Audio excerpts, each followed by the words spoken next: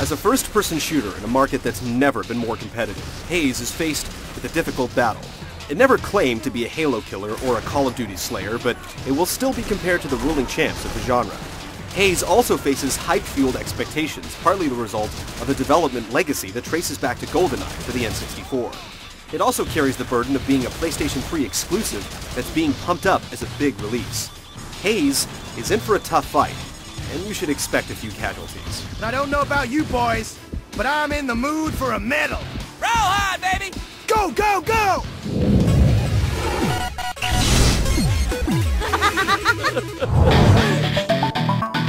We're going this way.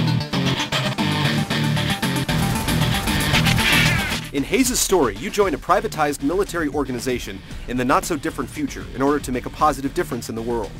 Instead, you find yourself participating in a drug-fueled macho power fantasy alongside a bunch of cold-blooded frat boy jerks. I am so ready to liberate some natives! Hell yeah! Boosh!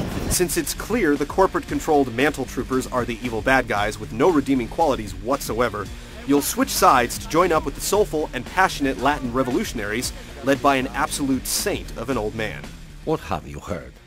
That I eat people? That I wear their skins as a coat? You like it? 100% cotton. You don't have a choice in the matter, no matter how much you shake your head during the otherwise non-interactive cutscenes. Your only choice is to sit back and absorb a story with all the depth and subtlety of your typical Saturday morning cartoon.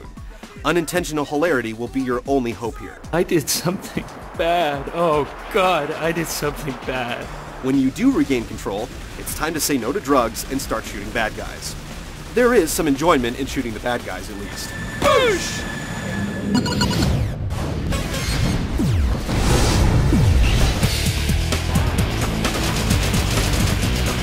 Haze features a linear, story-driven campaign which can be played solo or cooperatively with up to 4 players.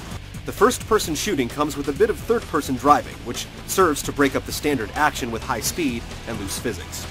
Team-based online play is the other major component of the game, with 3 competitive multiplayer modes, including Standard Deathmatch, Team Deathmatch, and the objective-based Assault mode. Overall functionality is good, and the 16-player limit feels right for the maps. Empty spaces can be filled with computer-controlled bots, which is also a plus. Whether the 6 to 8 hour campaign meets your personal criteria for game length, being able to play through the main game cooperatively, on or offline, is a huge credit to the game. Level design is hit or miss, hitting wherever the massive land carrier is involved and missing wherever the wide open spaces are the setting. The multiplayer options offer 3 ways to play, but Assault mode is the only clear winner here. It's nothing original, but having an objective, like burning out patches of nectar-producing plants, fits in with the game's 2 opposing sides, and is much more compelling than straight-up deathmatch. Building the game around 2 different factions is one of Haze's defining choices. Mantle Troopers are the guys wearing the honeybee yellow suits and juicing on the performance-enhancing drug known as nectar. The Promise Hand rebels can play dead, set grenade traps, and inflict nasty overdoses. Giving each side its own unique abilities adds to the game's depth, but in multiplayer, the balance just isn't quite there. While the 2 sides have access to different tricks and 1 or 2 unique weapons, they share the same basic generic arsenal of assault rifle, shotgun, sniper rifle, and rocket launcher. You could argue that the game is sticking with what works, but the lack of unique weapons and alternate fire modes make Haze's arsenal disappointingly straightforward and forgettable.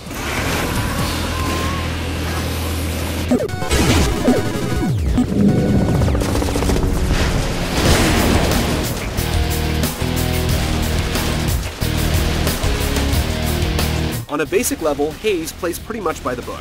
You can crouch, zoom in with your weapon, chuck a grenade, bunny hop, and whack a guy with a melee attack.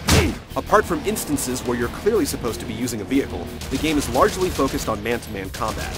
Either faction's assault rifle will get you through almost any situation. Sniper rifles and shotguns are regularly available to spice things up, and different enemy types will have varying levels of armor and different types of weaponry. Playing for the Mantle side, you'll definitely notice that Nectar makes your enemies easily visible, helps you aim, and puts some extra punch into your melee attack. You squeeze the left trigger to dose yourself up, and killing rebels during your high rewards you with more Nectar. If a trooper overdoses thanks to getting shot in the back or walking through a Nectar grenade, he'll turn red, lose control of his trigger finger, and be unable to tell allies and enemies apart. Strangely, you'll appreciate the effect more when it happens to you. It's genuinely disorienting, and those team kills clearly weren't your fault, right? Rebels have a few tricks up their sleeve, including knives and grenades to overdose troopers, but together with a bullet-dodging role, being able to play dead is their biggest asset. In a single-player game, the bad guys will forget about you instantly and focus on your friends, letting you pop back up and surprise them. In multiplayer, it can often act as a get-out-of-frag free card, although it's easy to be put right back down if there's an enemy around. The campaign has a couple of decent set pieces, but the challenge is primarily to engage and eliminate foot soldiers and continue to move forward, making the firefights the real meat of the gameplay. While the mechanics are solid, the computer-controlled soldiers on either side raise a few eyebrows.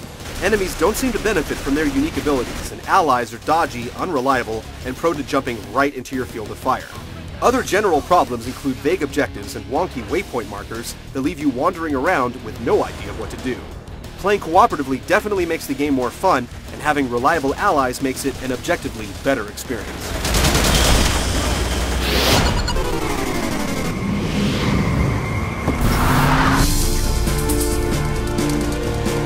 It would be reasonable for players to expect Haze to show off the visual capabilities of the PlayStation 3, considering it's only been built for the console. These players will be disappointed, as Haze suffers from technical issues, ugly textures, and a poor story made worse by melodramatic acting and endlessly repeating voice clips. Remember your promise to Merino! Remember your promise to Merino! These surface issues don't have a negative impact on gameplay in the strictest sense, but the game's presentation makes it very difficult to take the action or story seriously.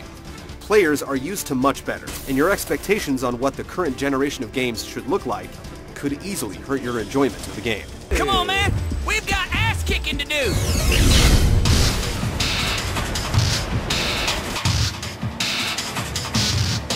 Despite bugs that seem to pop up around every corner, Haze isn't an awful first-person shooter, it's just not a very good one. The ham-handed storytelling, melodramatic script, and over-the-top voice acting conspire up front to turn you off to the whole experience. But stick with it, and despite the generic weapons, the combat is primarily solid, and the different abilities of the rebels and troopers do add something to the game. If you can get friends together to battle through co-op, find a few favorite assault maps, or ignore the unimpressive tech, you'll be able to see something on the other side of the Haze. We just can't promise that it will be something good. Just an animal!